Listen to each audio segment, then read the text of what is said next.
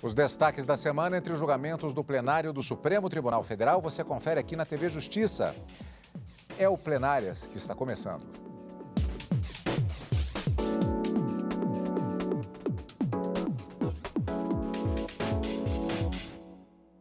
Hoje, com os principais momentos da sessão do dia 9 de dezembro de 2021. Karina, uma única sessão, já que tivemos um feriado no dia 8, mas que teve como marca o início, ou melhor, o reinício de um julgamento importante. É isso mesmo, Cadu.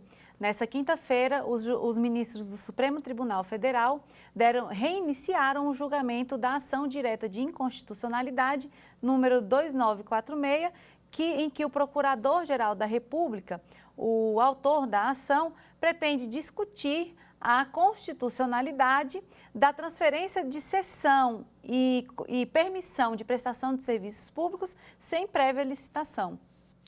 Karina, nós vamos falar a respeito dos detalhes a respeito deste julgamento e vamos aproveitar o nosso programa de hoje para checar outras movimentações do Supremo Tribunal Federal, começando com os destaques do chamado plenário virtual.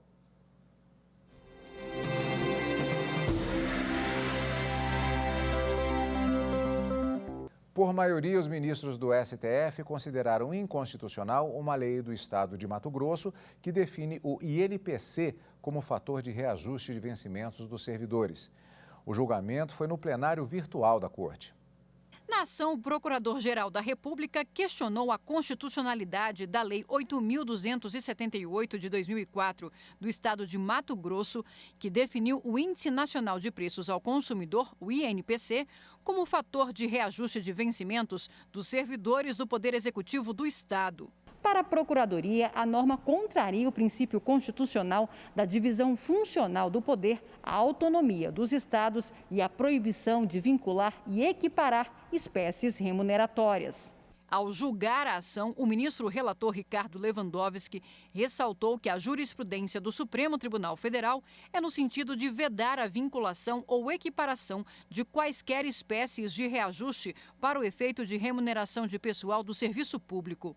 O ministro destacou ainda que a lei está em confronto com a súmula vinculante 42, que declarou inconstitucional a vinculação do reajuste de vencimentos de servidores estaduais ou municipais a índices federais de correção monetária.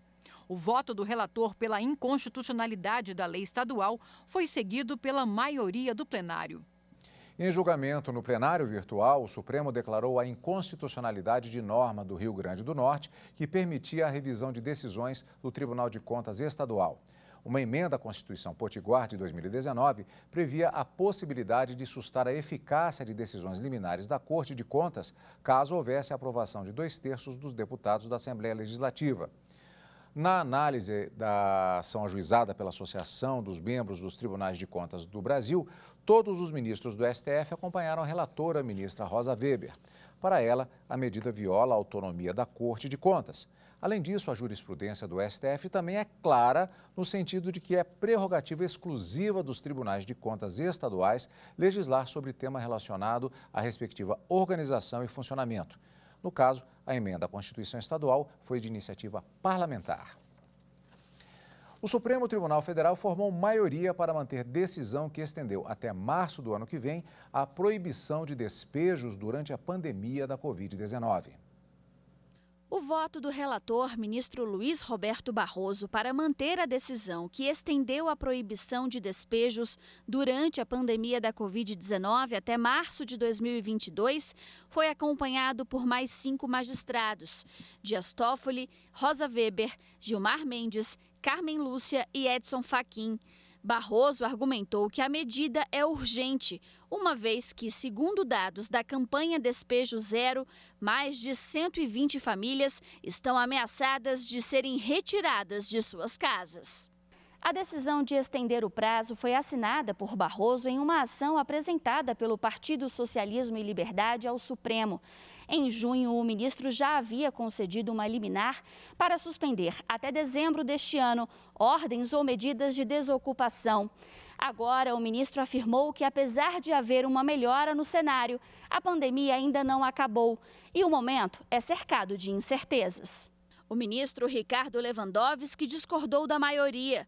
O magistrado defendeu que a prorrogação da proibição de despejos deve ocorrer enquanto perdurar a crise sanitária.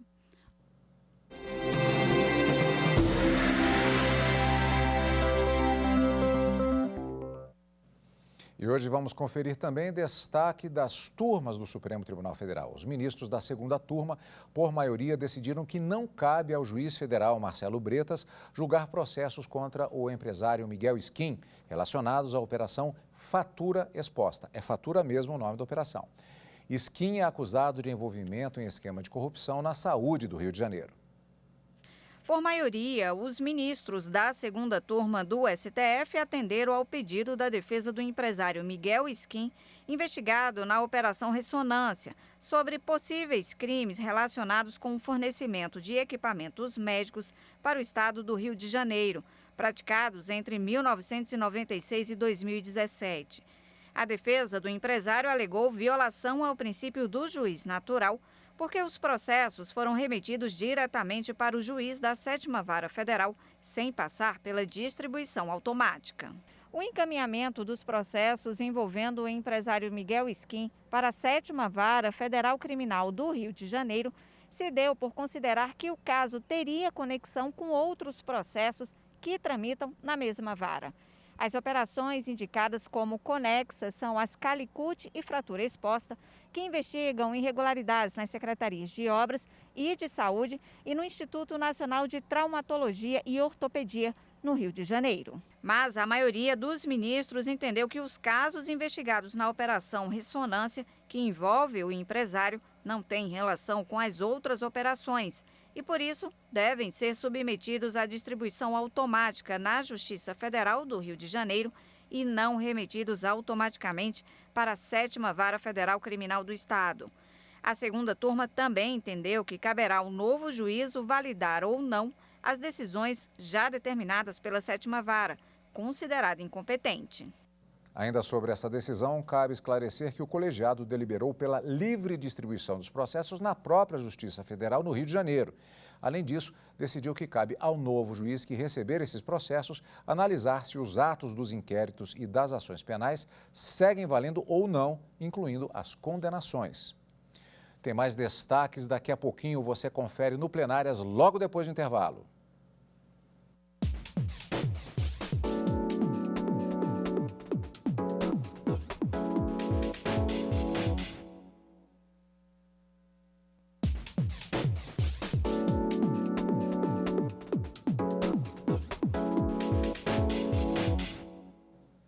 Estamos de volta com o Plenárias. Destaque da sessão plenária presencial do Supremo Tribunal Federal. Os ministros do STF reiniciaram no plenário, na sessão da quinta-feira, dia 9 de dezembro, o julgamento de uma ação da Procuradoria-Geral da República contra a transferência de concessão de serviços públicos sem prévia licitação. A ação foi apresentada pela Procuradoria-Geral da República em 2003, contra trechos de uma lei federal de 1995. Na época, a PGR apontou que a transferência da concessão de serviços públicos ou do controle acionário de empresa ou grupo contratados pelo poder público deve preceder de licitação. Houve nova manifestação da PGR, desta vez pelo Procurador-Geral Augusto Aras. Declarar a inconstitucionalidade parcial sem redução de texto do artigo 27 da Lei 8.987 de 95, assentando a possibilidade de transferência da concessão como medida excepcional, devidamente justificada, fundada em motivos idôneos que demonstrem capacidade do concessionário de manter a prestação do serviço e a necessidade de substituição, sempre precedida de oferta pública, permitindo-se que pessoas que pretendam assumir o contrato se habilitem para disputar seleção simplificada, respeitada a impessoalidade. A Advocacia Geral da União apontou que o dispositivo questionado está em vigor há 26 anos e não há elementos para afastar a constitucionalidade de nenhuma das regras. A Constituição Federal expressamente admite exceções legais à exigência de procedimento licitatório. E é o que podemos ler dos artigos 37, 21 e artigo 175, o mesmo utilizado pelos autores. Autorizado por esses comandos, o artigo 27 da citada Lei 8987 impõe a prévia anuência do poder concedente para a transferência de concessão ou de controle acionário das concessionárias, o que garante a proteção dos interesses da coletividade, o direito dos usuários, bem como, e especialmente, excelências, a manutenção adequada dos serviços públicos. Todos os amigos da corte, ouvidos na sessão, opinaram pelo não acolhimento do pedido inicial da PGR. A Constituição confere uma certa liberdade de conformação ao legislador no sentido de decidir no curso dos contratos administrativos, em especial também dos contratos de concessão de serviços públicos, que possa haver alterações nas condições contratuais sem que obrigatoriamente o poder público tenha que realizar uma licitação. Se hoje retirarmos esse gatilho, essa possibilidade da transferência da concessão poder ser feita na hipótese de alguma vicissitude, estaremos tirando um mecanismo de liquidez extremamente relevante que necessariamente vai ser precificado pelos investidores e pelos concessionários. E isso vai se reverter, seja num aumento, com certeza no aumento de uma percepção de risco, mas vai se reverter em maior valor da outorga ou uma pior prestação de serviço público. O relator, ministro Dias Toffoli, votou contra a ação. Decidiu que a norma é constitucional. Sua finalidade, princípio, é permitir a continuidade da prestação de serviços públicos nos casos em que as concessionárias não tenham mais condições de prosseguir à frente dos empreendimentos concedidos, já que a retomada do serviço pela administração pode se mostrar demasiadamente onerosa para o poder público concedente. E uma nova licitação, além de implicar custos altíssimos, demandaria tempo para o seu necessário planejamento e, ao final, pode resultar, como normalmente resulta, em tarifas mais caras do que aquela licitada anteriormente. Na sequência, o ministro Gilmar Mendes acompanhou o relator.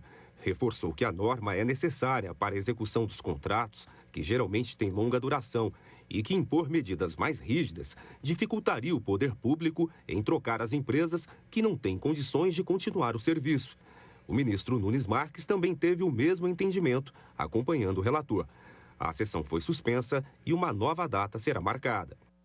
Karina, a gente tem uma oportunidade interessante para falarmos exatamente a respeito do plenário virtual. Inclusive, no primeiro bloco, vimos alguns momentos, algumas decisões que foram tomadas e que geram uma série de consequências regimentais do ponto de vista da legislação e do próprio Código de Processo em relação a como se dá esse tipo de julgamento. Aqui no caso, primeiramente, esse processo estava no chamado plenário virtual. Vamos começar por aí. O que é, vamos falar novamente para os telespectadores, o plenário virtual?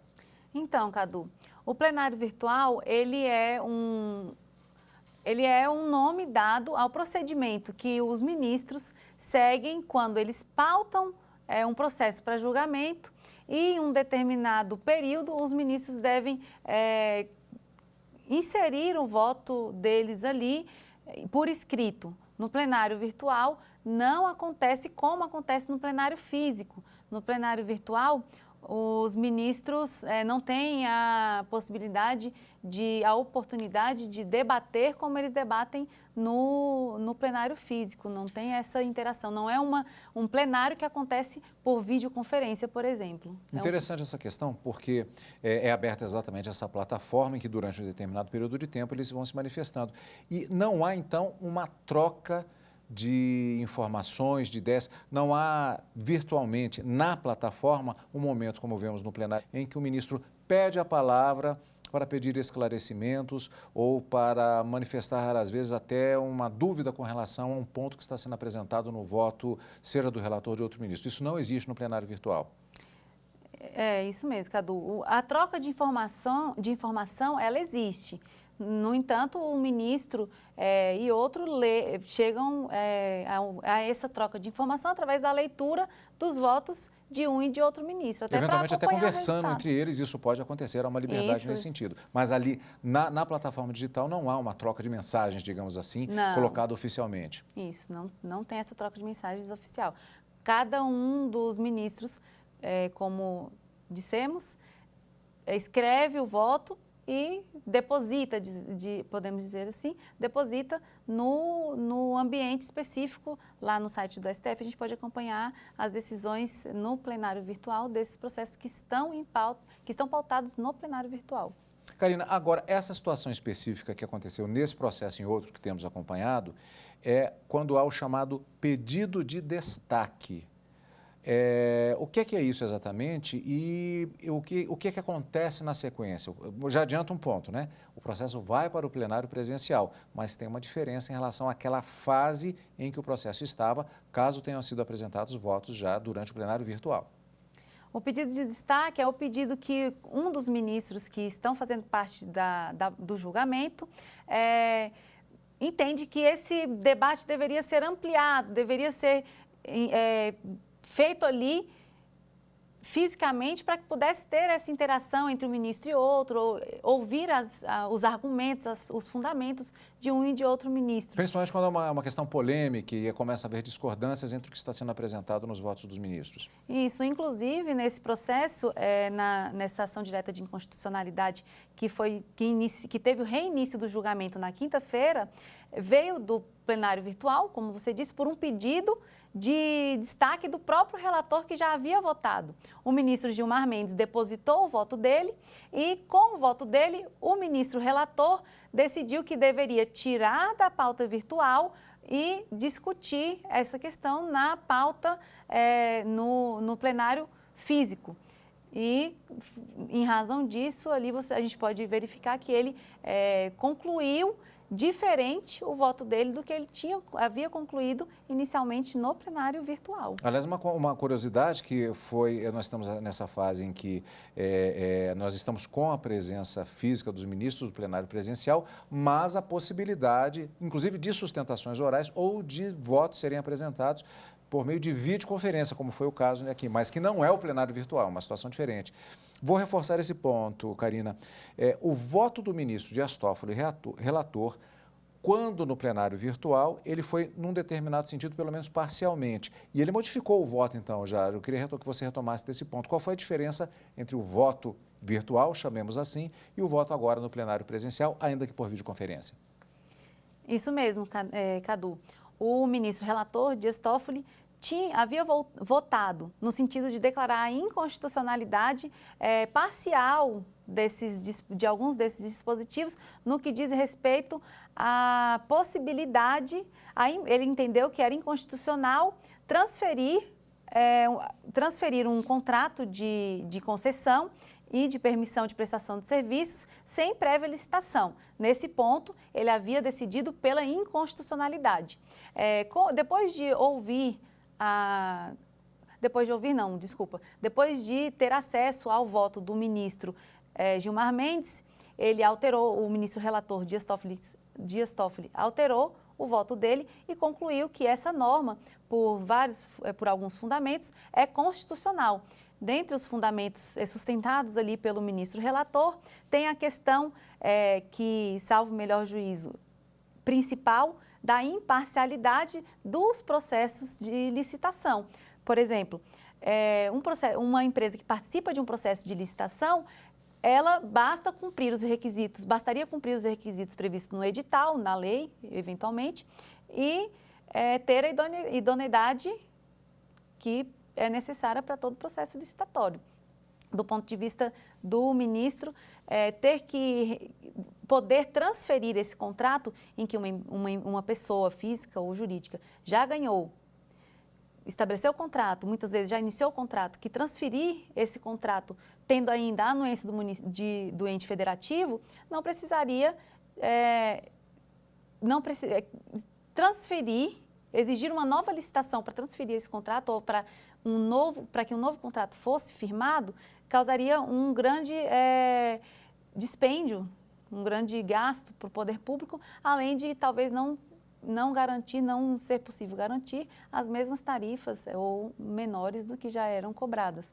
Ele também destaca que muitas vezes esses contratos de concessão são contratos muito longos, muitas vezes são contratos de mais de uma década e que a empresa que ganhou o processo de licitação está sujeita as alterações da economia, de todos os efeitos externos, e que isso poder transferir, trazer economia para o poder público e para a própria empresa poder se desvincular e transferir um contrato que ela não está dando conta de cumprir. E ele decidiu que, por esses fundamentos, que no meu entendimento foram os principais, ele entendeu que essa norma é constitucional, inclusive no que diz respeito à alteração do controle societário, do controle societário da empresa, acionário da empresa. Estamos na expectativa agora, portanto, já que o julgamento foi suspenso, houve a apresentação de voto exatamente do ministro Nunes Marques, ministro Gilmar Mendes, como vimos, acompanhando na íntegra esse novo posicionamento do ministro Dias Toffoli pela constitucionalidade da norma que foi questionada. E vamos esperar, portanto, quando será marcada nova data para julgamento, lembrando, inclusive, que a ministra Rosa Weber, ao final justamente da sessão plenária, suspendendo esse julgamento, lembrou que o ministro Luiz Fux, presidente do Supremo, deverá marcar nova data. E essa expectativa é no sentido de que o julgamento deve retornar no ano que vem, já que estamos entrando exatamente na última semana de trabalhos do plenário do Supremo Tribunal Federal. E você vai acompanhar aqui na TV Justiça, é claro, este julgamento, quando do retorno para julgamento pelos ministros do STF.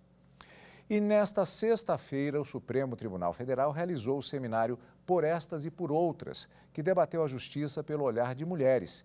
Idealizado pelas ministras Carmen Lúcia e Rosa Weber, além da ministra aposentada Ellen Grace, o evento abriu espaço para mulheres que atuam em variadas áreas profissionais.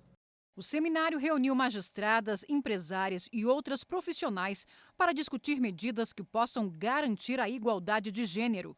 A presidente em exercício do Supremo Tribunal Federal, ministra Rosa Weber, lembrou o simbolismo de escolher o dia 10 de dezembro para o encontro. É importante relembrar que neste 10 de dezembro celebra-se não apenas o Dia Internacional dos Direitos Humanos, mas também a promulgação pela terceira Assembleia Geral das Nações Unidas, reunida extraordinariamente em Paris em 1948, da Declaração Universal dos Direitos da Pessoa Humana, marco histórico da conquista inderrogável pela humanidade de suas liberdades fundamentais. Uma das idealizadoras do seminário, a ministra Carmen Lúcia, ressaltou que a igualdade é um direito previsto na principal lei do país. Não é um sonho, isto é uma lei no Brasil. Não é verdade que nós somos silenciosas, nós fomos silenciadas historicamente. Nós não somos invisíveis. Embora haja os que continuam a não querer nos ver. Nós somos invisibilizadas por um modelo de sociedade no qual é preciso lutar pelos seus direitos fundamentais a cada dia, como se não tivesse sido uma conquista de um marco civilizatório. Temas como a adoção de cotas e medidas de incentivo ao mercado de trabalho foram discutidos. A ministra aposentada Ellen Grace lembrou a trajetória dela na magistratura para destacar que já houve conquistas, mas que ainda não é o suficiente. Fizemos muitos avanços, mas precisamos fazer mais. Não podemos cair num conformismo, achando que tudo já foi feito, que não é preciso avançar mais. Não, ao contrário. É preciso manter a guarda levantada e não permitir qualquer retrocesso. A advogada Samara Patachó trouxe a visão da violência para as comunidades indígenas e as ameaças à sobrevivência dos índios nas terras demarcadas. Não é muita terra para pouco índio. Era muita terra para muito indígena quando Cabral e suas esquadras invadiram o Brasil. No entanto, hoje a gente luta por terras tradicionalmente ocupadas, terras que foram nossas, considerando que o Brasil todo é terra indígena. No entanto, ainda não temos essa capacidade de retomar o Brasil inteiro. A gente não quer retomar o Brasil inteiro, a gente quer ter o que é nosso de direito, que são nossos territórios ancestrais. O papel da cultura como fator transformador da sociedade foi destacado pela cantora Zélia Duncan. A cultura, combinada com a educação, políticas públicas e acesso, seria indestrutível. A cultura em forma de arte, A estética como modalidade de cultura educam, reinserem conhecimento e saber em novas culturas existenciais e, por conseguinte, práticas cotidianas. Tudo que informa produz a subjetividade que adere à mudança, muito além do transgressor que a rejeita e brutaliza. Eis o porquê de sermos espezinhados, atacados, caluniados nos momentos mais autoritários como os de agora. Ameaçamos porque trabalhamos no setor mais transformador do ser humano, no setor que entrega pensamento, abstração, repertório. Repertório interno, para que o povo possa se ver e reconhecer onde pisa, escolhendo com muito mais responsabilidade e liberdade os seus caminhos. O seminário tratou ainda da participação da mulher na história e das dificuldades de acesso a serviços de saúde. Ao final do encontro, a ministra Rosa Weber destacou a contribuição das informações apresentadas no seminário para redefinir o papel feminino na sociedade. O Supremo Tribunal Federal, nesse 10 de dezembro, ouviu com muita atenção a sociedade brasileira sobre temas que nos afligem, visualizados pelo olhar feminino e em vozes de mulheres da mais alta qualificação. Que as reflexões provocadas pelas instigantes painelistas, a quem mais uma vez agradeço a participação, não fiquem só no pensar e no teorizar. Que o debate nos impulsione ao movimento, que se transforme em projetos e ações, inclusive, como eu disse pela manhã, no âmbito dessa Suprema Corte, no que couber, em busca da efetivação da sociedade justa, livre e solidária, que constitui um dos objetivos fundamentais do nosso país, na dicção expressa do artigo 3º da Constituição Cidadã. Uma sociedade plural, fraterna, igualitária e inclusiva. Karina, ainda temos julgamentos no plenário do STF. Isso mesmo, Cadu. Lembrando que na próxima semana é a última semana de julgamento do plenário do Supremo Tribunal Federal do ano de 2021. Você acompanha o Plenárias aqui na TV Justiça, na Rádio Justiça e também pelo YouTube. Como sempre, obrigado pela sua companhia. E continue conosco aqui, na TV Justiça.